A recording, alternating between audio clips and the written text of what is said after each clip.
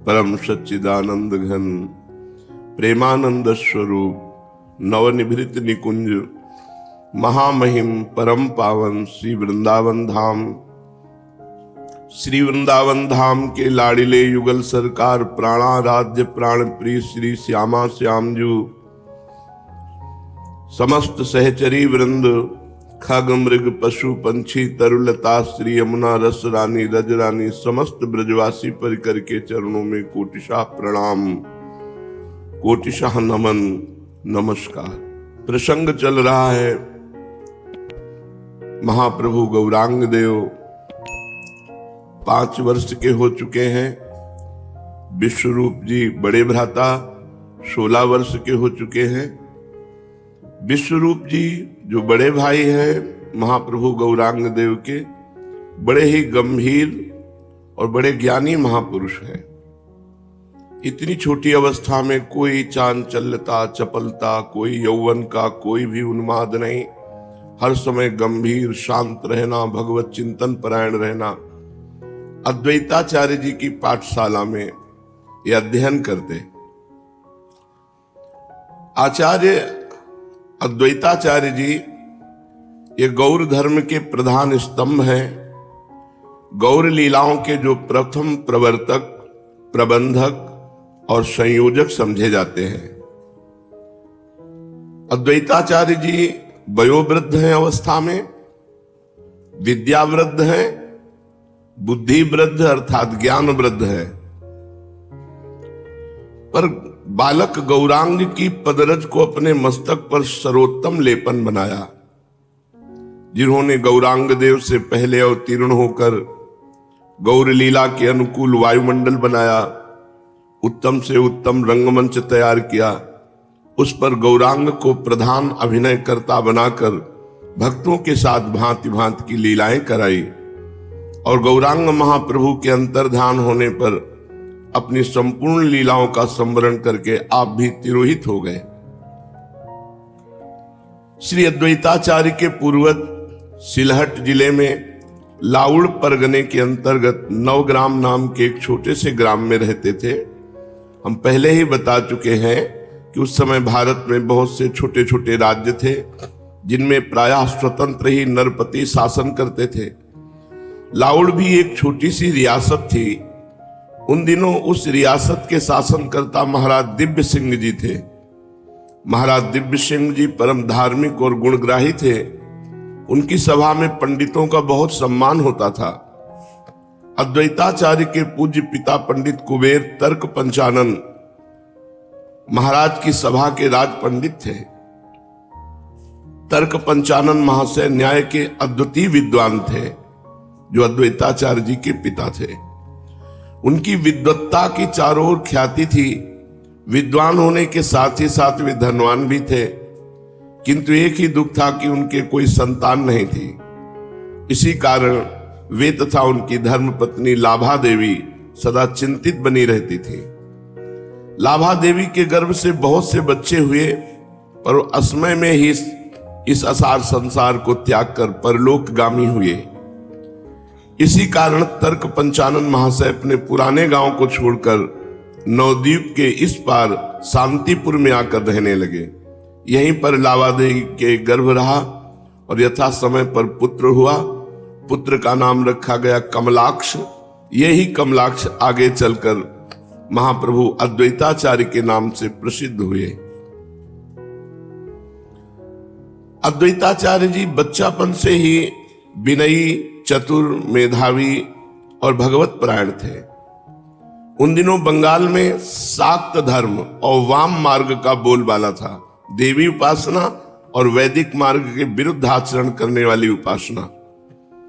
धर्म के नाम पर लाखों मूक प्राणियों का वध किया जाता। अद्वैताचार्य जी इन कृत्यों को देखते और मन ही मन दुखी होते कि भगवान इन सबको सद्बुद्धि दे। कब इन लोगों का ज्ञान दूर होगा? किसी भी प्राणी की हिंसा करने से कहीं कल्याण होता है? इन लोगों की बुद्धि मारी गई है। भगवान कृपा करें, ये जो धर्म के नाम से प्राणियों की हिंसा करते, इनकी बड़ी दुर्गति होती है। निर्भीक बाल्यापन से अद्वैताचार्य जी थे, जिस बात को सत्य समझ लेते उसे किसी के भी सामने कहने में नहीं चूकते, फिर चाहे वो कितना ही बड़ा आदमी क्यों न हो। एक बार की बात है कि राज्य की ओर से काली देवी की विशेष पूजा के उपलक्ष्य में एक बड़ा भारी उत्सव मनाया गया। इस समारोह में अभी बालक ही थे अद्वैताचार्य जी। उन्होंने देखा काली माई की भेंट के लिए सैकड़ों बकरे और भैंसों का बलिदान किया गया है। दूर दूर से काली माई के कीर्तन के लिए सुप्रसिद्ध कीर्तनकार बुलाए गए हैं। अद्वैताचार्य जी भी काली मंडप में बिना काली माई को प्रणाम किए जाकर बैठ गए। प्रणाम भी नहीं किया कि क्या ऐसी माई जो अपने बच्चों को खाती है और प्रसन्न होती है। महाराज दिव्य सिंह जी भी वहां बैठे हुए थे, जो इनके पिताजी को बहुत मानते थे।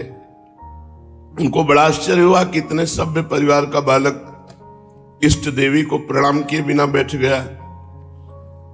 अपनी राजसभा के एक सुप्रतिष्ठित पंडित का पुत्र अधार्मिक व्यवहार, वो क्षुब्ध हो गए और कहने लगे, अद्वैताचार्य तुम देवी को बिना प्रणाम किए कैसे बैठ गए।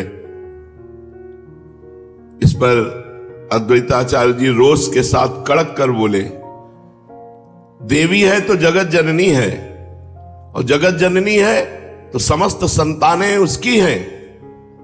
जो माता अपने पुत्रों को खाती हो माता नहीं, राक्षसी है। मैं ऐसी माता को प्रणाम नहीं करता। कुपुत्र हो जाए तो कुछ दप कुमाता न होती। पुत्र कुपुत्र हो सकता लेकिन माता को माता नहीं हो सकती। एक सच्चिदानंद भगवान ही पूजनीय और वंदनीय है। मैं इस हिंसा का विरोध करता हूं। मैं नहीं प्रणाम करूंगा इस देवी को। भगवान के प्रणाम करने से सबका प्रणाम हो जाता है। जो अपने पुत्रों को खाती है, मरवाती है, हिंसा करवाती है, मैं ऐसी देवी को प्रणाम नहीं करता। ये देवी देवताओं के नाम पर अपनी वासनाओं को पूर्ण करने वाले लोगों की दुर्गति होगी, अद्वैताचार्य जी ने कहा। अद्वैताचार्य के मुख से ऐसी बात सुनकर राजा दिव्य सिंह अवाक रह गए, कुछ बोल नहीं पाए।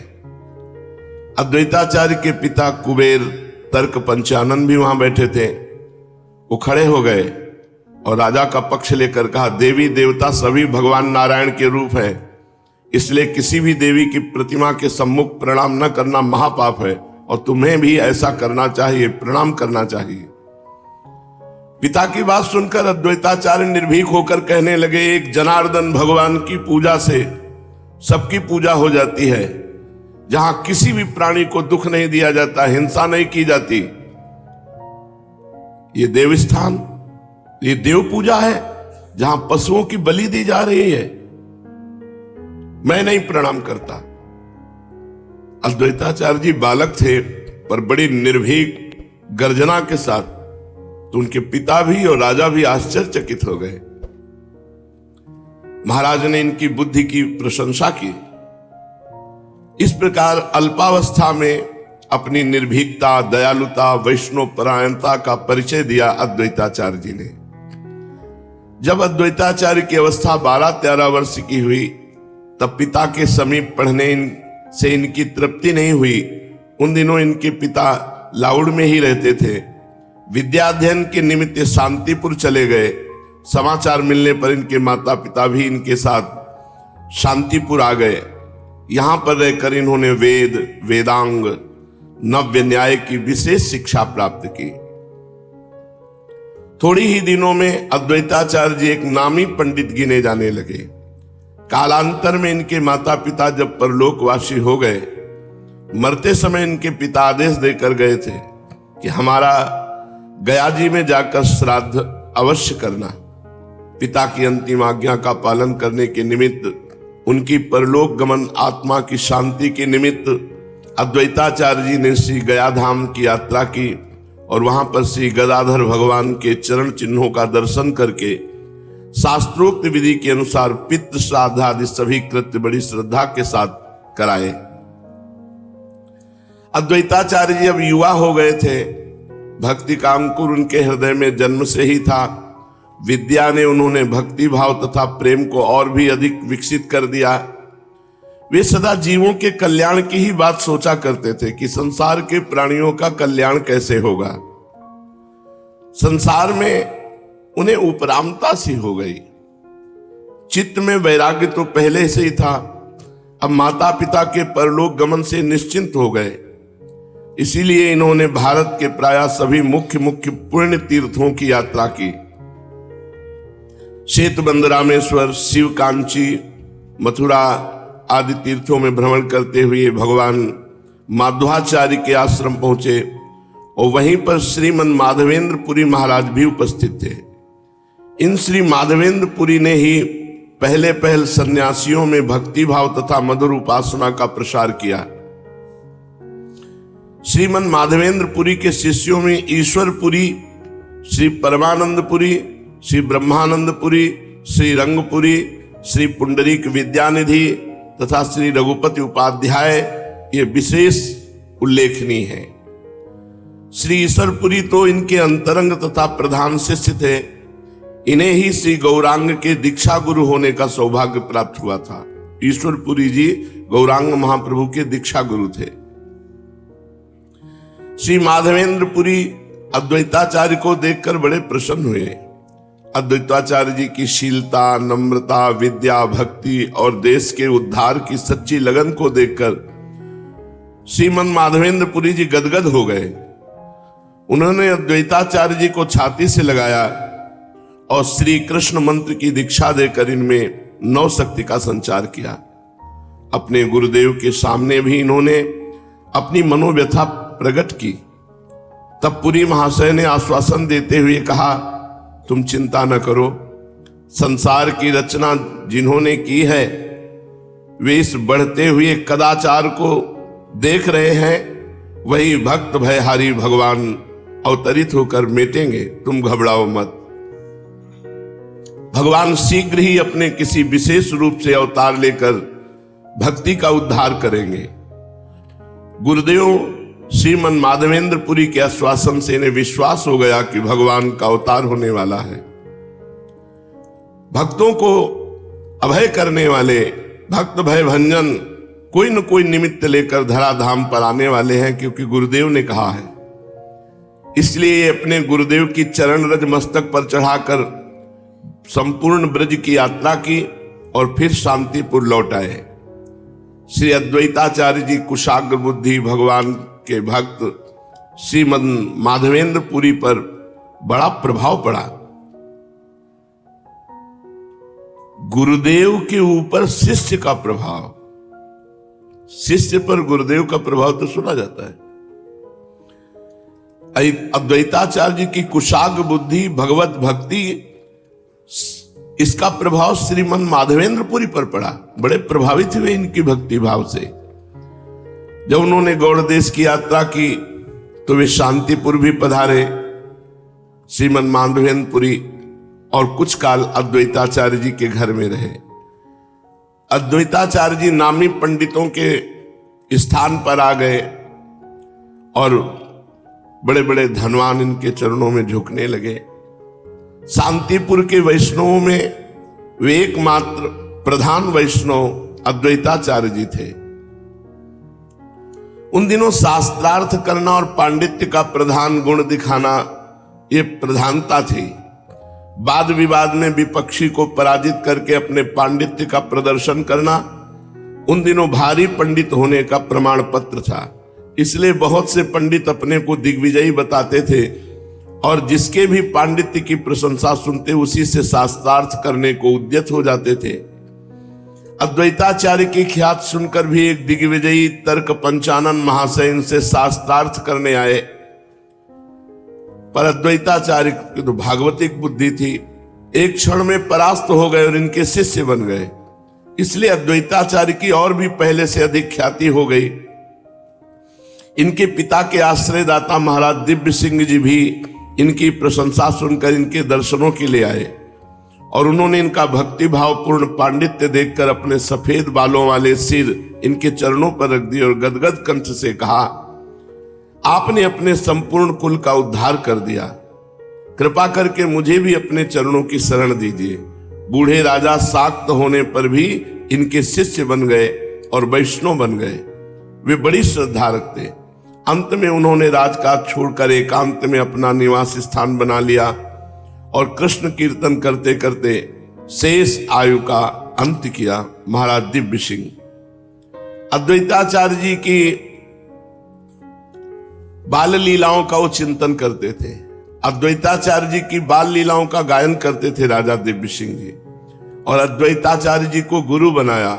शाक्त होते हुए वैष्णव धर्म का पालन किया और अंत में भगवान को प्राप्त हुए। गुरुदेव श्री माधवेंद्र पुरी जी ने अद्वैताचार्य जी को कहा तुम गृहस्थ बन जाओ।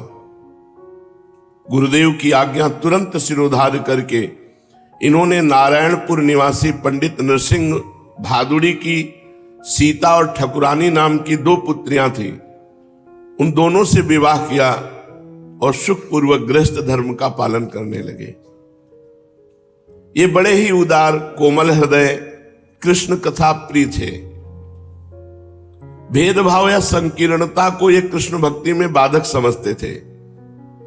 उन्हीं दिनों परम भक्त हरिदास जी भी इनके पास आया करते थे। ये मुसलमान कुल के थे हरिदास जी, किंतु बड़े होनहार महान भक्त थे। इसलिए आचार्य ने इनके आगामी भक्ति भाव को देखकर अपने पास रख लिया। ये अनाथ थे, इनका कोई माता पिता नहीं था हरिदास जी का। और व्याकरण, गीता, भागवत ये सब पढ़ाया हरिदास जी को। हरिदास जी यवन कुल के थे पर बड़े ही समझदार। अब आचार्य को अपना माता पिता गुरु सब कुछ मानते। अपार श्रद्धा आचार्य चरणों में। आचार्य भी इन्हें पुत्र की तरह मानते और प्यार करते थे। हरिदास जी आचार्य के घर में ही भोजन करते थे। एक नामी पंडित होकर अद्वैताचार्य जी एक मुसलमान बालक को अपने घर में रखते हैं, इस बात से सभी पंडित तथा ब्राह्मण इनका विरोध करने लगे, किंतु इन्होंने उनकी कुछ भी परवाह न की। एक दिन किसी ब्राह्मण के यहां श्राद्ध के समय सबसे प्रथम आचार्य ने श्राद्धान्न हरिदास के ही हाथ में दिया। इसे कुपित होकर पंडितों ने बड़ा बुरा कहा। इन्होंने निर्भय होकर कह दिया कि हरिदास जी को भोजन कराने से करोड़ों ब्राह्मणों के भोजन कराने का फल मिलेगा। इनकी बात से सभी ब्राह्मण भौचक्के रह गए। इतने ज्ञान वृद्ध, वयोवृद्ध और ऐसी बातें। अच्छा, अद्वैताचार्य जी केवल कोरे पंडित ही नहीं थे, क्रियावान भक्त और विचारवान थे। शास्त्रों के पठन पाठन, सदा हरि कीर्तन, भगवत भक्ति इसमें परायण रहते थे। उन दिनों अधिकांश पंडित पुस्तकों के कीड़े तथा शुष्क वाद विवाद करने वाले ही थे। शास्त्रों के अनुसार क्रियाएं करना तो वे जानते ही न थे। शास्त्रों में ऐसे पंडितों को मूढ़ कहा गया है। शास्त्रण्याधीत्यापि भवन्ति मूर्खा यस्तु क्रियावान पुरुषः स विद्वान सुचिंतितम चौषध मातुराणाम न नाम मात्रेण करोत्य रोगम। शास्त्र पढ़ने पर भी यदि उसके अनुसार आचरण न करे तो मनुष्य मूर्ख ही है। जैसे कैसे भी बढ़िया से बढ़िया औषध को मन से सोच लो, जब तक उसे घोट पीस कर व्यवहार में न लाओगे तब तक रोग नहीं जा सकता। इसी प्रकार शास्त्र कंठस्थ है, पर आचरण अगर शास्त्र के अनुसार नहीं तो सब बेकार। उन दिनों पंडित भी ऐसे ही अधिक थे कि शास्त्र कंठस्थ है पर आचरण नहीं। अद्वैताचार्य की उनसे नहीं पटती थी, इसलिए अद्वैताचार्य जी ने एक अपनी नई पाठशाला खोल ली। उसमें दिन भर तो शास्त्रों को पढ़ाते थे और रात्रि में हरिदास जी आदि अंतरंग भक्तों के साथ कृष्ण कीर्तन करते थे। इनकी पाठशाला में विशेषकर भक्ति शास्त्रों की ही चर्चा होती, इसलिए आस्तिक और भगवत परायण भक्ति से युक्त पंडित गण इनके प्रति बड़ी ही श्रद्धा रखते थे। कहते हैं एक बार पंडित जगन्नाथ मिश्र के घर जाकर इन्होंने उन्हें पुत्रवान होने का आशीर्वाद दिया था। तभी विश्व रूप का जन्म हुआ। और निमाई जब गर्भ में थे तब सची देवी ने एक बार इनके चरणों में भक्ति भाव से प्रणाम किया तो इन्होंने आशीर्वाद दिया, इस गर्भ से तुम्हारे अवतारी पुत्र उत्पन्न होगा। इस प्रकार सभी धार्मिक लोग बहुत सम्मान करते अद्वैताचार्य जी का। पंडित जगन्नाथ मिश्र से इनका बहुत अधिक स्नेह था। विश्व रूप को जगन्नाथ जी ने अद्वैताचार्य जी के हाथों में सौंप दिया था। अब विश्व रूप जी जो गौरांग महाप्रभु के बड़े भाई थे, बड़े मेधावी, गंभीर, होनहार, बड़े मनोयोग से अद्वैताचार्य जी उन्हें शास्त्रों के रहस्य को पढ़ाते।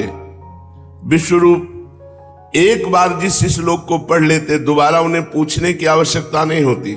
बड़ी असाधारण बुद्धि।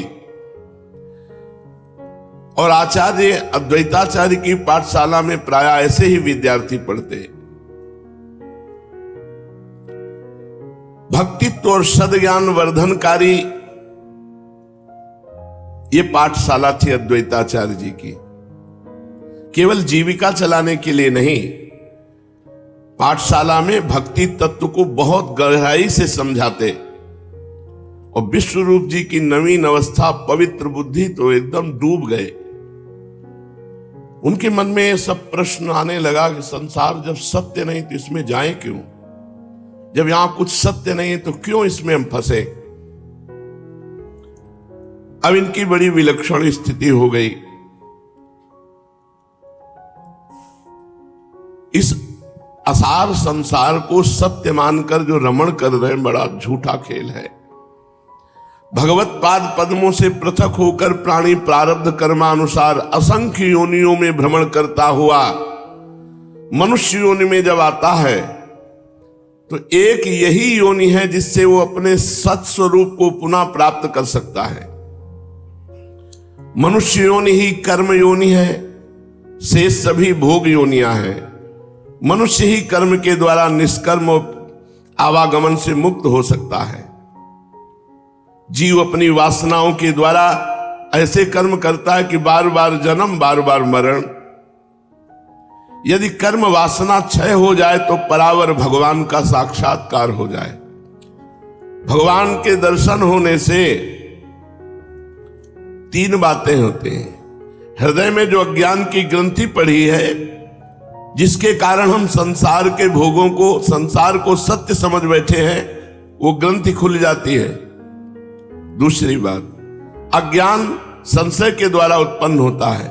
भगवत साक्षात्कार होने पर संशय का विनाश हो जाता है।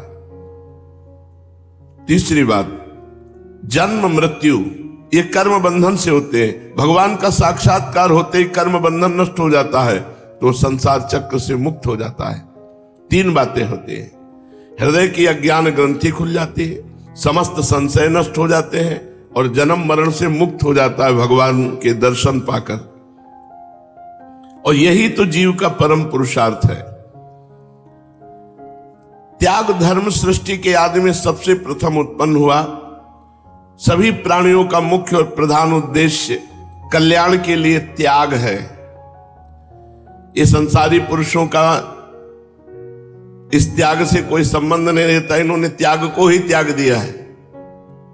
भगवान ने भी कहा, त्यागात् शान्तिरनन्तरम्, त्याग से तत्काल शांति प्राप्त होती है। सृष्टि के आदि में त्याग क्यों? क्योंकि सृष्टि में सबसे पहले त्यागी पैदा हुए। सनक, सनंदन, सनातन, सनत कुमार, ये चारों महात्यागी दिगंबर रहते हैं। 5 वर्ष की अवस्था और हर समय आत्मलाभ से परिपूर्ण हरिशरणम हरिशरणम ऐसा उच्चारण करते रहते हैं।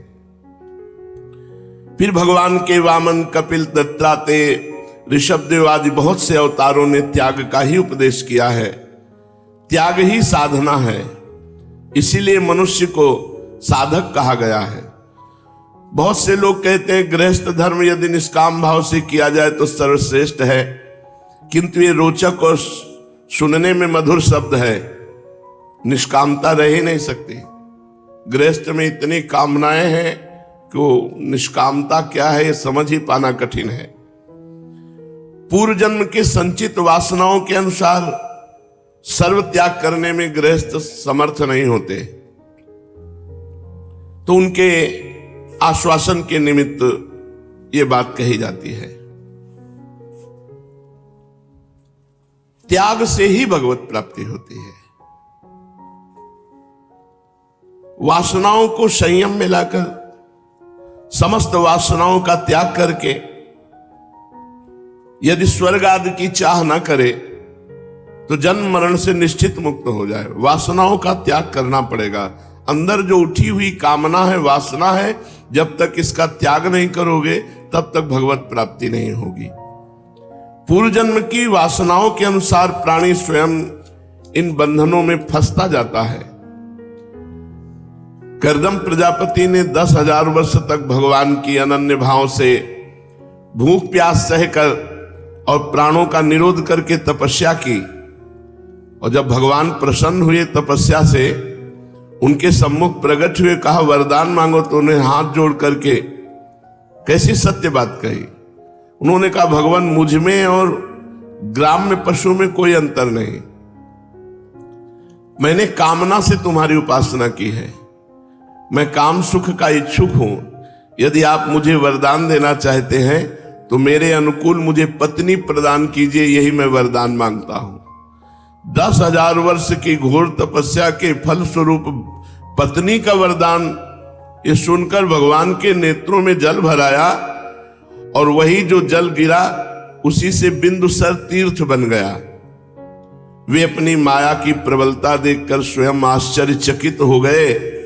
10,000 वर्ष तक तपस्या और उसका फल पत्नी। तो यहां कृपा करके भगवान उनके पुत्र कपिल के रूप में उत्पन्न होकर के अपने माता पिता को उपदेश किया, और भगवान ने कर्दम जी को फिर सन्यास मार्ग का उपदेश किया, त्याग मार्ग का, और वो सन्यास मार्ग से भगवान के अनन्य धाम को प्राप्त हुए। इसलिए कपिल भगवान का मत है, यद हरे विरजेत तद हरे प्रव्रजेत गृहाद वा वनाद वा। किसी भी आश्रम में क्यों न हो, जब उत्कट वैराग्य हो जाए तो सब धर्मों का परित्याग करके एक प्रभु के ही पाद पद्मों में मन लगाना चाहिए। यही प्राणी मात्र का परम पुरुषार्थ है। किंतु उत्कट वैराग्य तो पूर्व जन्मों के परम शुभ संस्कारों से प्राप्त होता है। गौरांग महाप्रभु के भाई विश्वरूप की 16 वर्ष की अवस्था है। वे साधारण बालक नहीं है, लगता है कि ब्रह्मलोक के जीव हैं। किसी से हंसी मजाक बातचीत कुछ करना ही है, हर समय गंभीर मुद्रा। और अद्वैताचार्य की पाठशाला में भक्ति का उपदेश, ज्ञान का उपदेश, तो और आग लग गई। माता पिता के बड़े लाडिले। माता पिता का कर्तव्य है कि अपने पुत्र को पढ़ा लिखा कर ब्याह बर करे। विश्वरूप एक से केवल बात करते थे, अपने मामा के लड़के लोकनाथ से, और किसी से बात ही नहीं करते थे। घर में भी आते, माता पिता से भी चुप रहते। लोकनाथ को प्राणों से भी अधिक प्यार करते थे। लोकनाथ इनसे 6 महीने छोटे थे, पर लोकनाथ जी विश्वरूप जी को गुरु की भांति आदर करते। दोनों एकांत में बैठे हुए शास्त्र की बातों का घंटों चर्चा करते। जब इनके पिता ने देखा कि 16 वर्ष की अवस्था हो चुकी, पहले था कि जैसे लड़की है तो 12-14 वर्ष और लड़का है तो 16 वर्ष तक ब्याह, इससे बड़ी पवित्रता सुरक्षित रहती थी। उन्होंने विचार किया इसके विवाह का प्रबंध करना चाहिए। अपने विचार उन्होंने सची देवी के सम्मुख प्रकट किए। माता सची देवी ने भी इनकी बात का समर्थन किया। अब ये माता पिता विश्वरूप के अनुरूप कन्या की खोज करने लगे, और इधर विश्वरूप में घोर वैराग्य जागृत होने लगा। ये संसार नाशवान, अब इसमें रमना नहीं।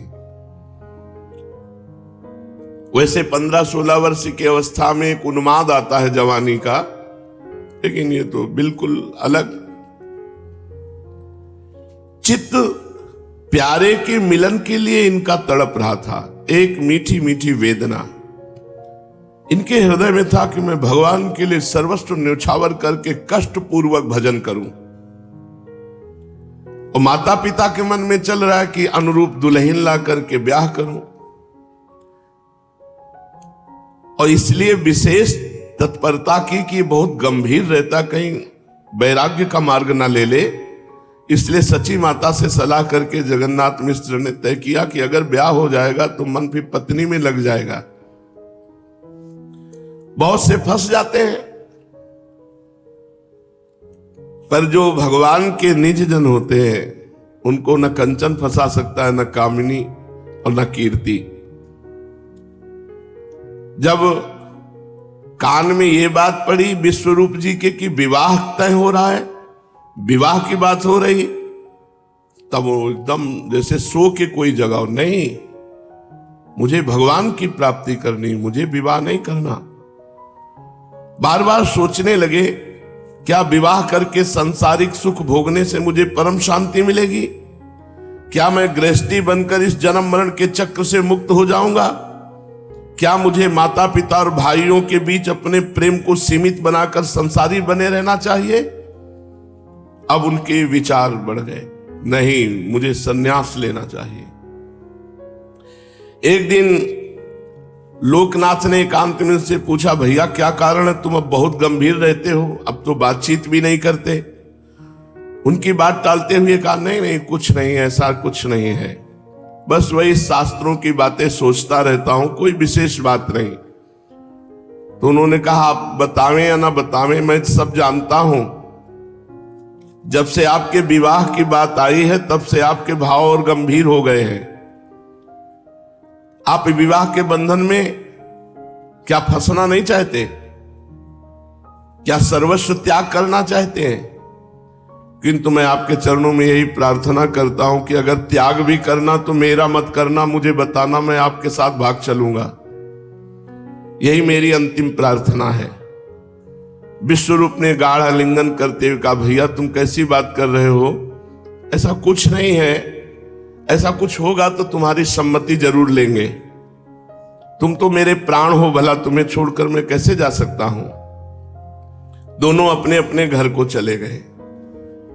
विश्वरूप जी घर में नहीं रहते थे, बस जहां समय मिला विद्यालय, विद्यालय से गंगा किनारे एकांत बैठकर भगवत चिंतन। अद्वैताचार्य जी की पाठशाला में शास्त्रों की गंभीर चर्चा और गंगा जी के किनारे भगवत चिंतन। आग नहीं लगेगी तो और क्या होगा? वैराग्य की आग। तो गंगा जी वैराग्य का मूर्तिमान स्वरूप, जैसे यमुना जी भक्ति का स्वरूप, तो गंगा जी ज्ञान गंगा है, वैराग्य का स्वरूप है। अभी अद्वैताचार्य की पाठशाला में एकांत, बीच बीच में गौरांग महाप्रभु ने बुलाने के लिए जाते तो घर में आते और बस दो चार बात करते, चुपचाप फिर निकल जाते। मिश्र जी इनका ये ढंग देखकर बहुत संकोच, जो कि इसका स्वभाव बड़ा गंभीर है, किसी से बात नहीं करता, अब हमें लगता है हमारे हाथ से निकल जाएगा। पर सोचते अगर कुछ भी मैं इनके ऊपर, तो इनकी पढ़ाई में विघ्न न पड़ जाए। धीरे धीरे विश्वरूप जी का वैराग्य दिन प्रतिदिन अधिकाधिक बढ़ने लगा। उन्होंने अपनी ज्ञान दृष्टि से देखा, ये माता, ये पिता, ये भाई, ये मित्र असल में है क्या? विचार करते करते लगा ये सब माया का नाटक है, छोड़ो। ये विचार ही वैराग्य प्रदान करते हैं और यहीं से विचार होता है। ये माता, ये पिता, ये भाई, ये बंधु, सब मरेंगे, कोई अपना नहीं, तो कोई तो अपना होना चाहिए, वो है भगवान। मन भागा भगवान की तरफ। उन्होंने निश्चय कर लिया कि माता पिता भाई अपने प्रारब्ध के अनुसार जो जैसा होगा वैसा भोगेंगे, मुझे इनसे संबंध नहीं रखना। प्रतीत होने लगा उनको कि ये सब बंधे हुए जीव हैं, मुझे संग नहीं करना, भागो। ये माता पिता का बंधन है। अनेक भांति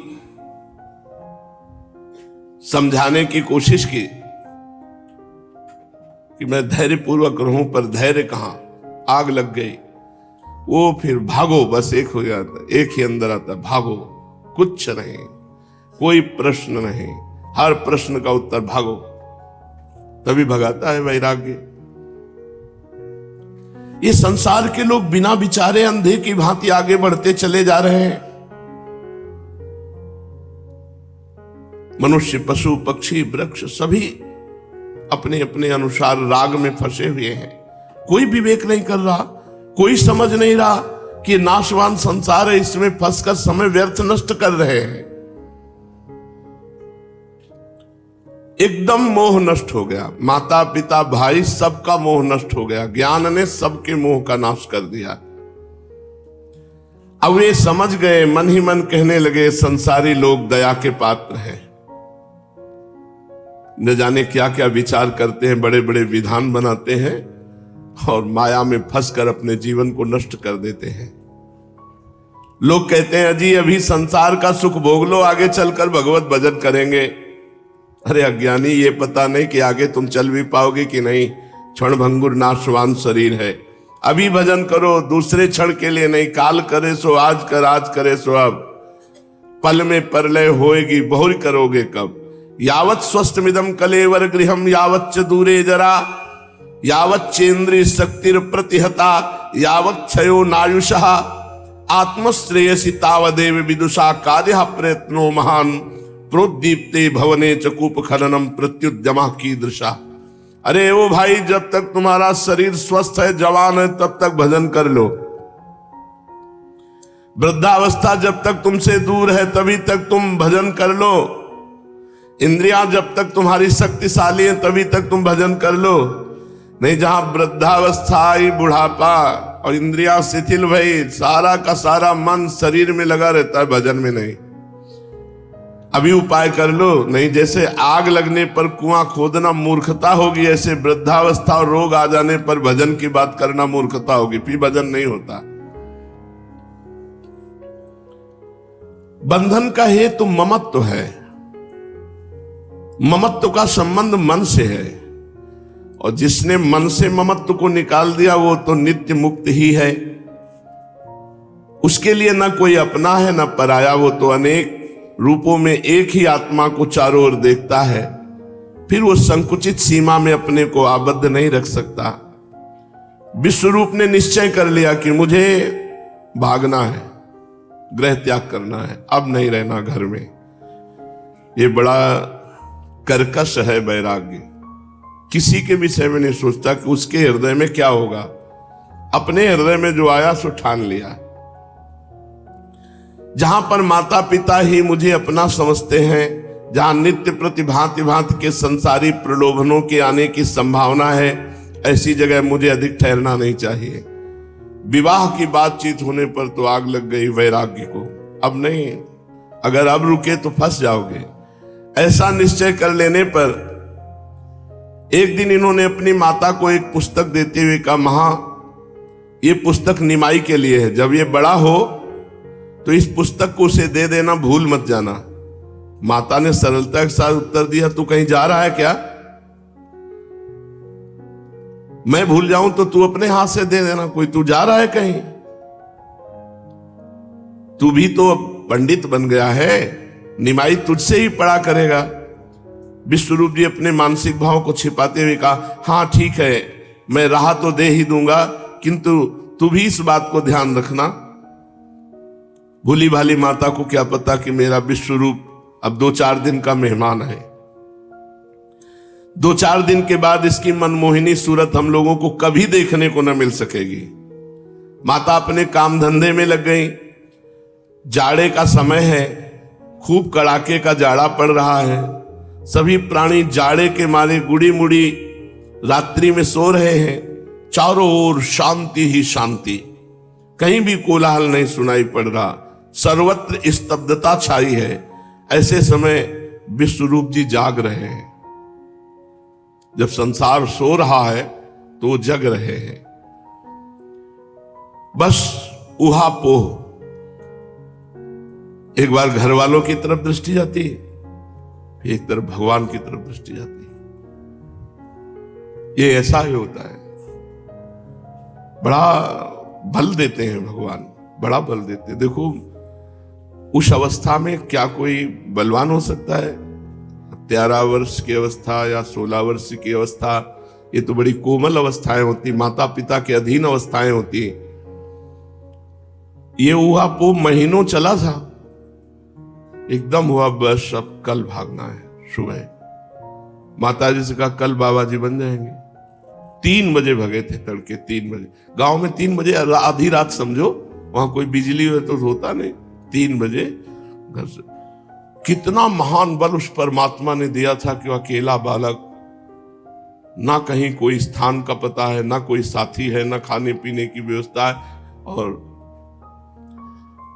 ऐसे ही देखा कि माँ वो सो रही, बहनें वो सो रही है, भाई हो, पिता हो, सबको नमस्कार करके भाग पड़े घर से। ये वैराग्य बड़ा कठोर है, ये किसी की तरफ नहीं देखता, किसी के आंसुओं की परवाह नहीं करता। एक बार दृष्टि डाली पूरे परिवार की ओर विश्वरूप जी ने। मां, छोटे भाई गौरांग महाप्रभु, बूढ़े पिता,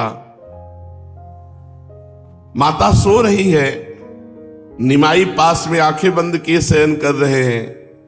दूसरी ओर वयोवृद्ध उनके पिता रजाई ओढ़े खाट पर सो रहे हैं। विश्वरूप जी ने खूब ध्यान से पिता की ओर देखा। सिर के बाल पके हुए, मुंह पर झुर्रियां पड़ी हुई, हमेशा गृहस्थी की चिंता करते करते उसका स्वभाव चिंतामय बन गया। सोते समय भी ऐसा लगता है मानो गहरी चिंता में डूबे हुए हैं। और निर्धन वृद्ध के चेहरे की ओर देखकर एक बार तो उन्होंने सोचा कि मैं ही कमाने वाला जवान अब तैयार हो रहा था, क्या मुझे रुकना चाहिए इनके लिए? मन में आया क्या इनके लिए रुकना चाहिए? वृद्ध पिता, वृद्ध माता, छोटा भाई, कोई है नहीं कमाने वाला। एक बार मन विचलित हुआ। उनके मन में आया कि पिता वृद्ध है, आजीविका का कोई निश्चित प्रबंध नहीं, और निमाई अभी निरा बालक है, घर का काम कैसे चलेगा? किंतु थोड़ी देर बाद फिर सोचा, अरे क्या सोच रहा है? विश्व की रचना करने वाला भगवान सृष्टि का, चराचर जगत का जैसे पालन करता है वैसे इनका भी पालन करेगा। सभी के भरण पोषण का पहले से ही प्रबंध परमात्मा ने कर दिया है। उसको कर्ता ना मानकर मैं अपने में कर्तापन का आरोप क्यों कर रहा हूं? वृत्ति तो सबकी वही चलाता है, जीविका तो भगवान ही चलाता है, मनुष्य तो निमित्त मात्र है। विश्वम्बर भगवान सबका पालन करता है। मुझे अपने सत्संकल्प से विचलित नहीं होना चाहिए। बस चल दिए।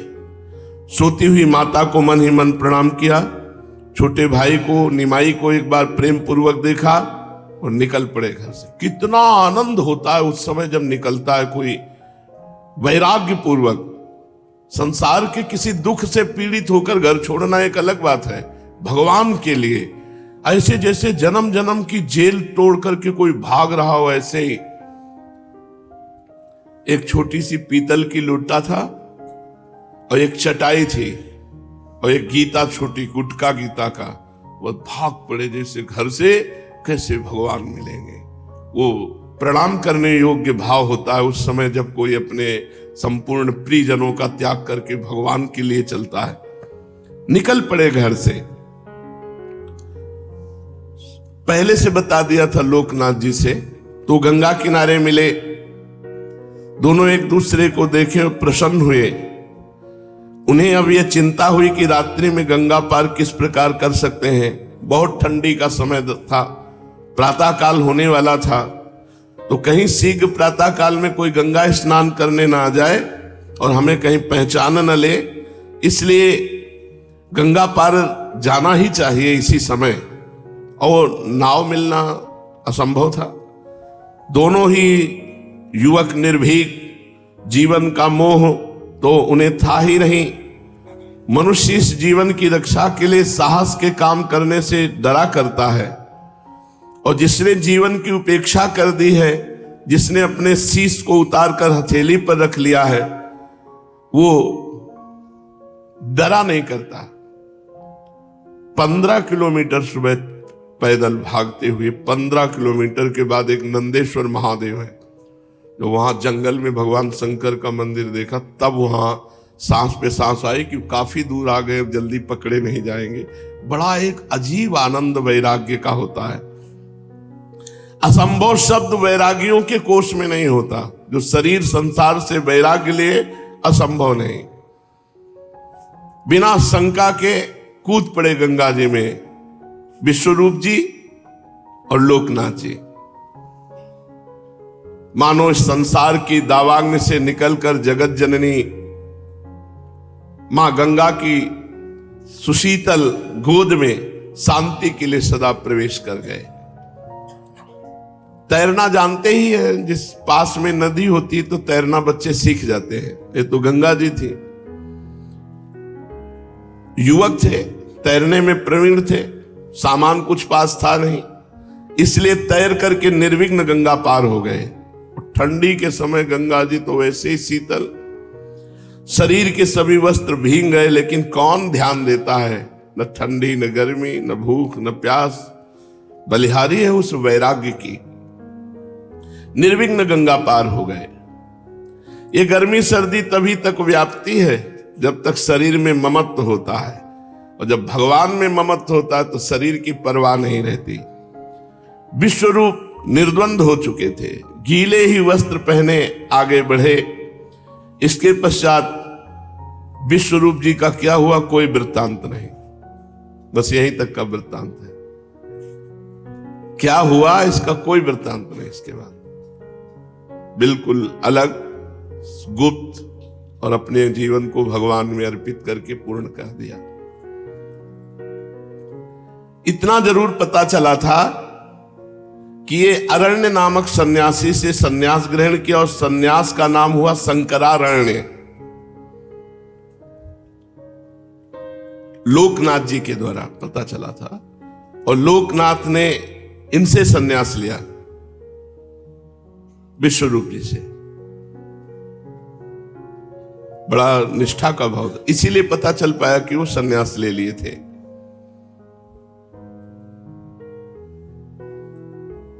ज्यादा दिन नहीं टिके विश्वरूप जी, 2 वर्ष। भागने के 2 वर्ष बाद ही महाराष्ट्र में पंढरपुर में शरीर त्याग किया। लोकनाथ जी के द्वारा पता चला ऐसा। क्या मंगलमय जीवन। 2 वर्ष में परम पद की प्राप्ति कर ली। श्री विठलनाथ जी के पंढरपुर में इन्होंने अपने पांच भौतिक शरीर का अंत किया, शरीर से, और देह त्याग के पूर्व इन्होंने अपना स्वकीय तेज श्री मन माधवेंद्रपुरी के आश्रम में उनके परम प्रिय शिष्य ईश्वरपुरी को प्रदान कर दिया था। उन्हीं से वो तेज नित्यानंद के पास आया। इसीलिए नित्यानंद को बलराम का अवतार मानते हैं। प्रातः काल हुआ, मिश्र जी ने देखा विश्वरूप सैया पर नहीं है। इतने सवेरे कहां उठकर गया होगा, एकदम शंका व्याप्त हो गई। पहले तो जाके सैया के समीप ढूंढा, फिर सोचा शायद गंगा स्नान करने चला गया हो, लेकिन देखा जलपात्र धोती ज्यों की त्यों रखी है। थोड़ी देर तक चुप रहे, फिर नहीं रहा गया। सची देवी को जगाया, सची देवी तो घबरा गई। फिर निमाई भी उठ बैठे।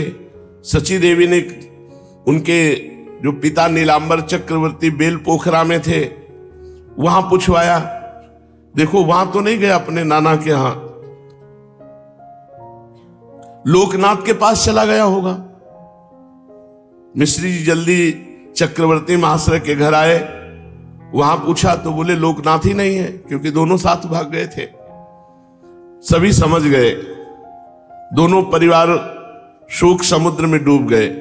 सची देवी दौड़ी दौड़ी अद्वैताचार्य जी के यहां गई, वहां भी विश्वरूप का पता नहीं। क्षण भर में बात फैल गई कि विश्वरूप कहीं भाग गए हैं घर छोड़कर। चारों ओर मिश्र जी के स्नेही उनके घर आने लगे, लोगों की भीड़ लग गई। अद्वैताचार्य भी अपने शिष्यों के साथ वहां आए। सभी भांति भांति की कल्पनाएं करने लगे। कुछ भक्तों ने कहा अब घोर कलयुग आ गया है, साधु ब्राह्मणों का मान नहीं, वैष्णवों का सर्वत्र अपमान होता है, धर्म का लोप हो गया है, ये संसार भले आदमियों के रहने योग्य नहीं रह गया है, हमें भी विश्वरूप के समान संसार को छोड़ देना चाहिए। बातें करना खिलवाड़, छोड़ना बहुत कठिन होता है। भाई विश्व रूप को हम इतना निष्ठुर नहीं समझते थे कि अपने छोटे भाई और बूढ़े माता पिता को छोड़कर चले जाएंगे। कौन परवाह करता है इसकी, जब वैराग्य होता है। मिश्र जी की आंखों से आंसुओं की धारा बहने लगी कि हम तो ब्याह की सोच रहे थे, हमारा इतना सुशील सज्जन बेटा भाग गया। वे मुख से कुछ नहीं कहते, बस रोते ही जाते, भूमि की तरफ देखते जाते। ऐसा लग रहा था कि मानो पृथ्वी से पूछ रहे हो कि बताओ मेरा विश्व रूप कहां है। निर्धन ब्राह्मण, धसे हुए कपोल, सिकुड़ी हुई खाल, आंसुओं की बूंदें टपक रही हैं। कहां है मेरा विश्व रूप? बार बार मिश्र जी के मुख से ऐसा निकलता। बस दृष्टि ऊपर नहीं करते, वो समझ गए कि वो वैराग्य लेकर भगवान के मार्ग के पथिक हो गए। सची माता को तो पूछो मत, ऐसा करुण क्रंदन वो रो रो के कर रही थी कि कोई भी सुने तो पत्थर हृदय भी पसीज जाए। माता जोर जोर से दहाड़ मार कर रुदन कर रही थी। विश्व रूप के गुणों का बखान करते करते माता जिस प्रकार गौ अपने बच्चे के लिए आतुरता से रमाती, उसी प्रकार उच्च स्वर से रो रही थी। वे बार बार कहती, बेटा तूने ये भी नहीं सोचा कि मेरी अवस्था वृद्ध है, मुझे अधजली को छोड़कर चले गए। ये उसी का हृदय जानता है जिसके हृदय में ऐसा आघात पहुंचता है। तुमने मेरा या अपने वृद्ध पिता का कोई ख्याल नहीं किया। चलो हम दोनों का ख्याल न करते, लेकिन अपने इस छोटे से भाई का, ये तेरे बिना एक क्षण नहीं रह सकता। विश्व रूप मैं नहीं जानती थी कि तू इतना निर्दयी बन जाएगा। ये वैराग्य है, किसी के आंसुओं की परवाह नहीं करता। जब भगवान का निर्णय हो जाता है कि मुझे भगवान के मार्ग में चलना है, तो एक हृदय में कठोरता आ जाती, किसी के आंसुओं का कोई प्रभाव नहीं। धीरे धीरे निमाई भी रो रहे थे। माता तो रोते रोते बेहोश हो गई। भ्रातृ वियोग का स्मरण करके माता पिता को दुखी देखकर निमाई भी मूर्छित हो गए। संपूर्ण घर में कोलाहल मचा हुआ है। आसपास की स्त्रियां वहां आकर के निमाई को संभाल रही, कोई सची माता के मुख में जल डालकर उन्हें सचेत कर रही। सची माता को समझा रहे, अब रोने से क्या होगा, धैर्य धारण करो, तुम्हारे पुत्र ने कोई बुरा काम तो किया नहीं, तुम्हारी सैकड़ों पीढ़ियों को उसने तार दिया। धन्य है ऐसे महापुरुष जिनके गर्भ से प्रकट हो। भगवान के प्रति सर्वस्व त्याग और वैराग्य पूर्वक जीवन, ये तो अहोभाग्य। ये तो संसार में कहां, ये तो भगवान ही विशेष कृपा जब करते हैं तब ऐसे संतान, ऐसे पुत्र होते हैं। अब देखो तुम निमाई को देखकर धैर्य धारण करो। ये पता नहीं कि उनसे ज्यादा तो ये निकलेंगे। देखो भक्तों के माता पिता को कितना रोना पड़ता है। ये तो उन्हीं का हृदय जानता, माँ का हृदय जानता है, दूसरे का हृदय नहीं जानता। माँ के हृदय में जो पुत्र के प्रति स्नेह होता है, उतना पिता के भी हृदय में नहीं होता। क्योंकि पर वो वैराग्य की बलिहारी, वो किसी के आंसुओं की कोई परवाह नहीं करता। तुम निमाई को देखकर धैर्य धारण करो। देखो तुम लोगों के रुदन करने से ये भी रो रहा है, ख्याल करो, तुम रोना बंद करो। सची माता ने कुछ कुछ धैर्य धारण किया। निमाई को भी धीरे धीरे चेतना आई। आंसुओं को पूछकर बोले, मां दादा कहां चले गए? तुम चिंता मत करो, मैं सेवा करूंगा, आप लोग प्रसन्न रहो, धैर्य धारण करो। लोग मिश्र जी को समझा रहे थे कि उत्तर की ओर हमने 4 आदमी भेजे, दक्षिण की ओर कहीं ना कहीं तो मिल ही जाएंगे, आप चिंता मत करो। अरे अभी 2-4 कोष ही पहुंचे होंगे, हम उन्हें जल्दी से ढूंढ लावेंगे। मिश्र जी बोले अब भाई किसी को कहीं जाने की जरूरत नहीं, विश्वरूप कोई बालक थोड़ी है। जब उसने ऐसा पक्का विचार कर लिया तो भगवान उसकी मनोकामना पूर्ण करें, वो अपने मार्ग में चले। ऐसा ही इस शरीर के पिताजी ने कृपा की। खोजते हुए सबसे पहले बड़े भ्राता आए जहां मंदिर में थे, तो उनको जो देखा तो कठोरता एकदम भरी हुई थी। उनका चलो घर चलो, यहां क्या कर रहे हो, आप जाइए। अरे उनका देखो व्यर्थ की वार्ता नहीं, ये मोह का जाल मत बिछा, चलो। बोले वहां जो संत थे उनसे कहा जाने मत देना, अभी हम पिताजी को भेजते हैं। पिताजी बहुत कट्टर स्वभाव के से थे। देर न लगी, 2 घंटे में उपस्थित हो गए वो साइकिल से। पुराने समय में साइकिल ही देखा तो एक डंडा भी बंधा हुआ था उनके उसमें। तो हम कहा कि पिटाई होगी, ये तो पक्का 100% था कि पिटाई होगी, क्योंकि पिताजी का नाम शंभू पाणे, तो शंभू माने भगवान शंकर का स्वरूप थे। ऐसे चरणों में कोटिशाह प्रणाम है। ऐसा तपस्वी जीवन, ऐसा त्याग में जीवन, गृहस्थी में तो मुश्किल ही किसी का मिलेगा। बिना जूता चप्पल पहने हल जोतना और बिना सिले कपड़े पहनने घर गृहस्थी में रहना, कभी 1 रुपया पास नहीं रखा। बड़ा त्याग वैराग्य में जीवन। उन्हीं का यह सफल है कि सब पूरा परिवार बाबा जी बना भगवान का भजन कर रहा है। आए खड़े हो, मन में सोचा तो मार चाहे डाले, खड़े नहीं होंगे, क्यों खड़े होंगे तो ले जाएंगे। जब कई बार उन्होंने कहा तो आंख खुली एकदम खड़े। पहली बार भगवान की कृपा से उनके आंखों में प्यार देखा। नहीं प्यार नहीं हो तो रुद्र रूप थे, हमसे 1 बीता लंबे होंगे और इतनी ही लाठी साथ में रखते। पहलवान स्वरूप एकदम, परम धार्मिक, धर्म का स्वरूप थे वो। कभी कभी एकांत में जब उनकी धार्मिकता का चिंतन होता है तो लगता है ऐसे तो सदियों में कोई गृहस्थ होते होंगे। कभी बेईमानी का शब्द नहीं, एक अन्न का दाना दूसरे का घर में नहीं आ सकता। कोई घर का बच्चा किसी भी तरह धर्म भ्रष्ट वार्ता भी नहीं कर सकता। और भोजन तो ऐसा कि संत महात्मा आते कहते ऐसा सात्विक भोजन तो हमने पाया ही नहीं। कभी मसाला शब्द बाजार का नहीं था। हल्दी, धनिया, नमक, जीरा और किसानी में जो पैदा होता वही शुद्ध भोजन, शुद्ध वातावरण। खड़े हो गए, क्या कर रहे हो? उनका भजन करेंगे। क्यों भागे, क्यों कोई परेशानी? तो उस समय तो हम रोने लगे तो उनका रोते क्यों? तो उनका आपसे सच्ची कहते हैं, अब चाहे मार डालो घर नहीं जाएंगे और हम भगवान को प्राप्त करें।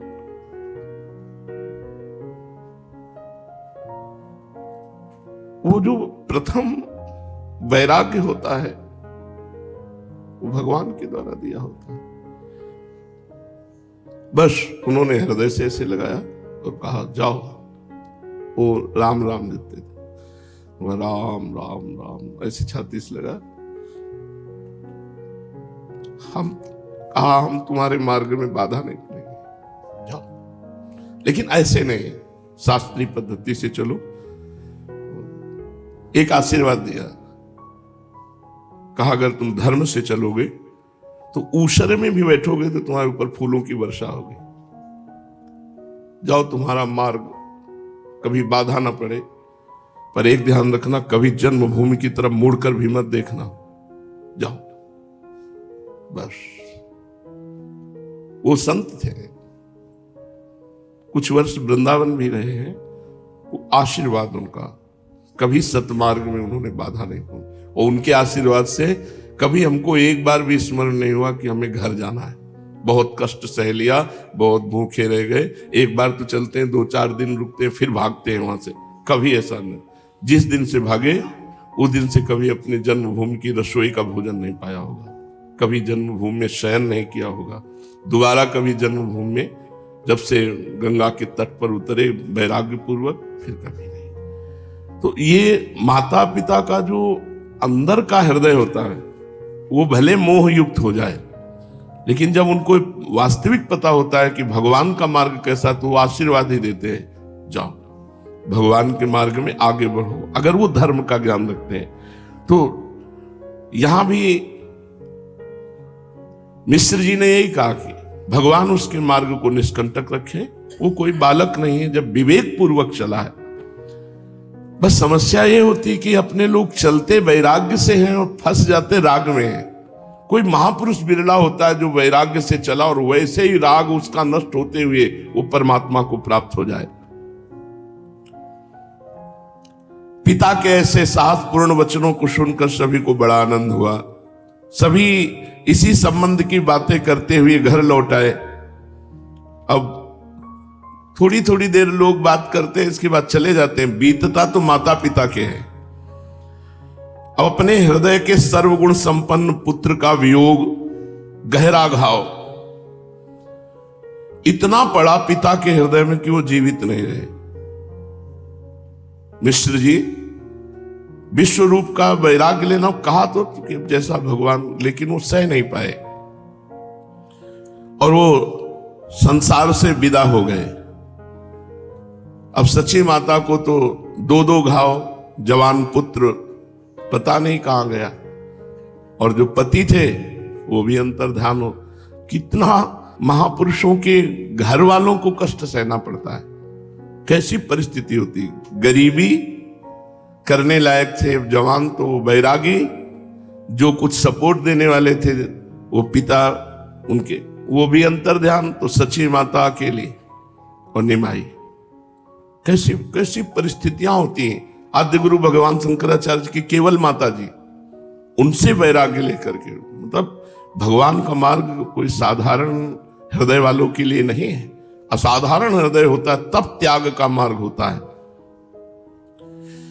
भारी घाव सची माता के हृदय में।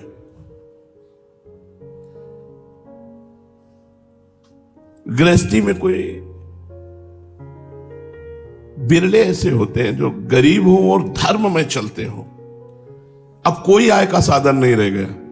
विश्वरूप सन्यासी जगन्नाथ जी पधार गए, सची माता और निमाई। प्रियान्न संभवे दुखो म प्रियादधिकम भवे ताभ्याम ही ते वियुज्यन्ते नमस्ते शाम महात्मनाम। जो सत्य मार्ग पर चलने वाले होते हैं वो कभी प्रिय की प्राप्ति में सुख का अनुभव नहीं करते और अप्रियता में दुख का अनुभव नहीं करते। अब पुत्र स्नेह में संसार में कितनी विलक्षणता है। माता पिता का ममत्व पराकाष्ठा पर पहुंच जाता है। उस समय कर्तव्य के ज्ञान को खो बैठते हैं। बड़े बड़े पंडित भी, ज्ञानी भी पुत्र स्नेह के कारण अपने कर्तव्य से च्युत हो जाते हैं। अरे बहुत बड़ा ये मोह का बंधन कोई छोटा बंधन है।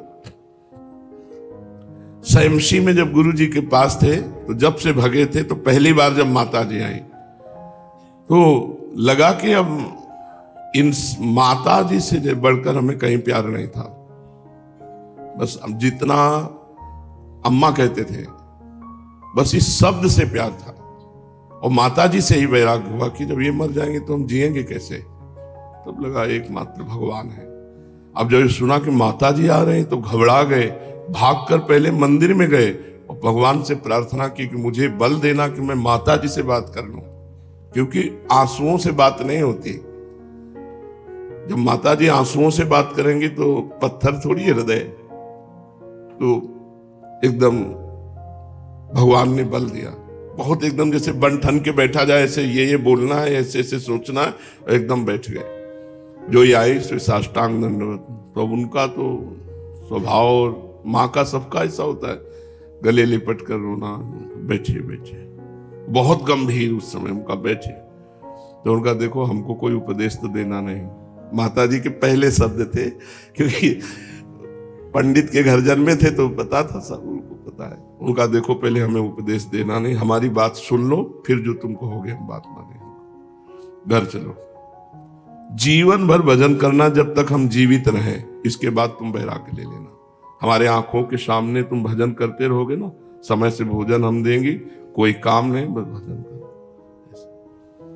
भगवान ने सामर्थ्य दी, जिस बात से उनके मोह को मतलब काट करके, अरे पूरा जीवन हो गया, पूरा जीवन लड़ते हो गया। आप क्या समझते हो, अब भी क्या समझते हो, पूरे जीवन लड़ाई चल रही है। अब चल रही किडनी की लड़ाई, वो उठने नहीं दे रही, ये कष्ट वो कष्ट, पूरा जीवन कष्ट में।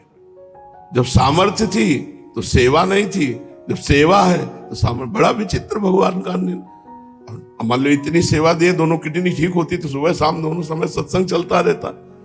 भगवान का जो भक्त होता है या भगवान का जो जन होता है, उसे अग्नि परीक्षा दे के ही चलना होता है।